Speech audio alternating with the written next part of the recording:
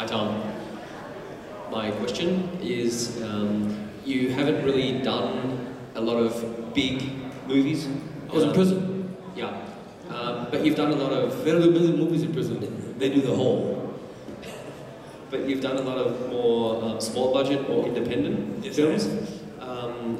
Were you also not taking on roles, or were you not being given the roles to do? And you chose I was to do... given a couple of big roles to do, but I was taught something, I said this yesterday about sports, that it's important to know what you can do and what you can't do.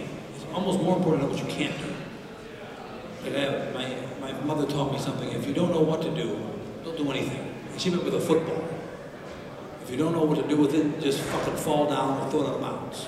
But don't just throw it down the field and hope something good happens. So when I was in trouble and all that stuff, and I was on drugs, there were roles that were offered to me before people knew I was in trouble, but I just knew I couldn't do them, so I didn't do them. There were 3 films in that whole era that are very, very, I think, some of my better performances. The Last Lullaby, A Broken Life, and Splinter. Those 3 movies are as good a work as I've ever done. And they were, none of them done under the influence, but Splinter. The other 2 movies I was sober, but I was sober for a period of time. And I wasn't in prison for very long. I am now, once again, back in big motion. I'm doing the biggest television show, the most expensive television show in history, called Exit Strategy. And that starts next fall. And I don't want to say we're replacing 24, 24 is going off the air, and we're taking their time slot. And it's Ethan Hawke and myself, the leads. And Antoine Fuqua is the executive producer. He wrote it and directed it. He did Training Day.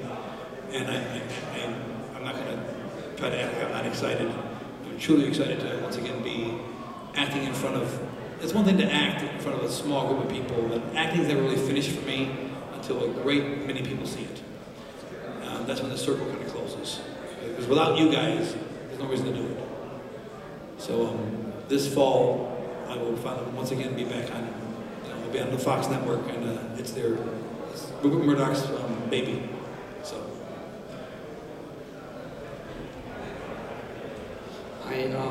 Congrats on the new show you just mentioned. Pardon me? Congrats on the new show you just mentioned, the TV show. Exit Strategy. Yeah, yes. I just wondered, you work with great directors. How do you react on set when you have a weak director? I don't want names. Antoine Fuqua is not a weak director. No. I mean on other movies. You know, I'm very respectful of directors. You know, every director at one point wasn't a very strong director. Just like every actor, except for, well, no, not even second-generation actors. You know, there's the Penns and the Sheens and the Nicolas Cage, and that's it for second-generation Hollywood actors. Every actor before he was in movies wasn't in movies. I lived in an apartment once with Benicio del Toro and Brad Pitt. None of us had been in a movie. It's just odd that we all 3 became stars. Benicio and I were sharing an apartment, and he met this guy. I was living in New York, and I had an apartment in New York. We had an apartment in LA, and Benicio was living in Miami, and we had met in a basketball tournament. And he met this guy named Brad Pitt, and he said, this is a funny story. Our rent was $1,200, and he told him it was $1,800. And Brad believed him and paid it, and he called him and goes, hey, Tom, I got this guy who paid $800 rent, I'm going to split the $600. And once I met Brad, I said, you should tell him the truth. And he said, if I did, he would kill me. In any event, we were all living together, and none of us were in movies. We all wanted to be in movies. As you well know, Brad Pitt is a magnificent star.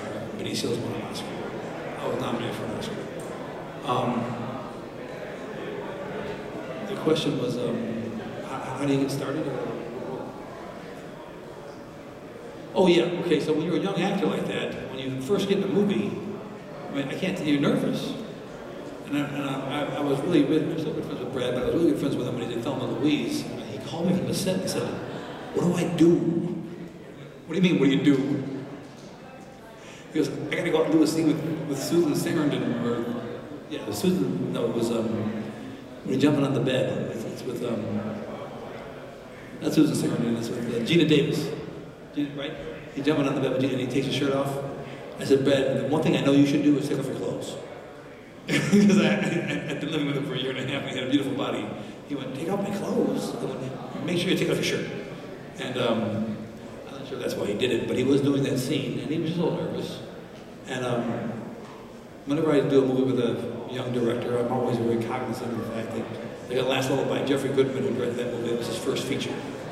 And he was very, very nervous. I had, my reputation had been impugned by all my troubles. He cast me anyway. And I bent over backwards to make him feel comfortable. And those of you that have seen the movie, you've seen the movie, haven't you? It is a wonderful movie. And everything in that movie is Jeffrey Goodman's. You know, he adapted it from a short story. He and the guy who wrote Road to Perdition, I'm blanking on his name. Not Frank Darabont, that's Shawshank Redemption. It's I forget who it was. In any event, they wrote it together, but Jeffrey directed it. He really did direct every single shot. And if I disagreed with him, I didn't say anything. It was his movie, and I treated it with great respect. Have you ever been to the point where you said to yourself, I don't want to be in the film business anymore, I want to quit? No. Well, when I was a young actor, I had doubts that I might make it. But I wasn't sure what else I would do. I didn't have any other talents except mowing the grass. You know, mowing the lawn. So it was either be an actor or mow the lawn. I'm sure I could have thought of something if I really thought about it, but at the time, it didn't seem like I had many alternatives. Yeah, another question. You've worked with so many great directors. You've worked with so many accomplished actors. Is there anyone past better than all of it? You'll find out in the next 10 years. Yeah. Is there anyone past or present, director or actor that you think, man, I would love to work with that person? Michael and Bob. Michael Mann and Bob De Niro. And the one actor I'm missing, two actors I'm missing, I have worked with Nicholson and Crowe. Female-wise, I'd love to work with Miss Streep, Miss Johansson, and I would like to work with Juliet again if she ever would have taken it seriously again. Oh, I loved working with Sasha Alexander. I loved working with her. I would work with her again in a second. Are there great differences to be in a major role or in a smaller role? Can you tell us something about that? The main thing, difference is the fatigue level. When I was doing Heat, which was early in my career, I was complaining one day on the set. Not really complaining, I was just telling Bob. De Niro became my godfather. I don't really have a father and being at the ceremony and everything. After that movie, he's been my supporter through all these. Oddly enough, he and Mr. Nicholson were the two gentlemen who did not turn their backs on me at all. Because they're older and more mature and they know that life is a weird and has ups and downs, I think. Bob told me that I was complaining about how tired I was, and he said, you'll soon discover that you will do all movies that you're the lead in exhausted.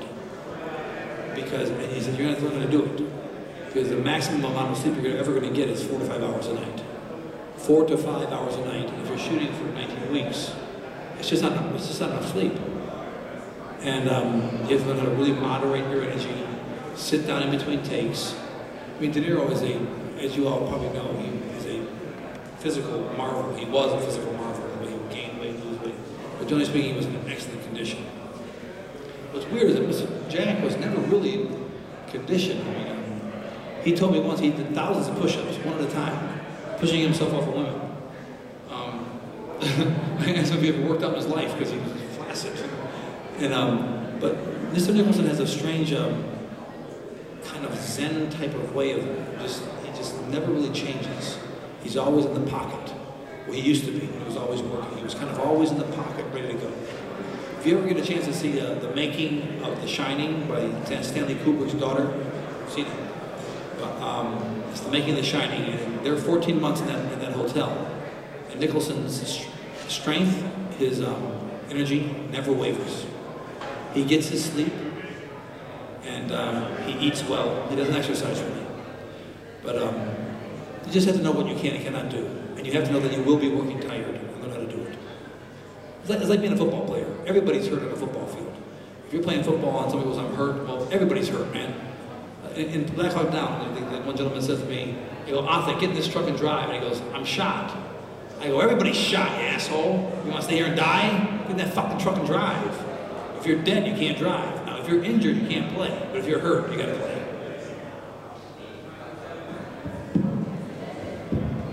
So, I believe that's true.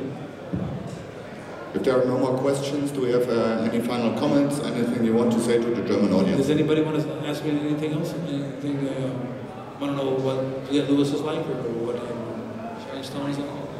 No? That's good. You've been lovely, and I've had a great time here. I hope to see you all again next year. Thanks. Ladies and gentlemen, Mr. Tom Sizemore!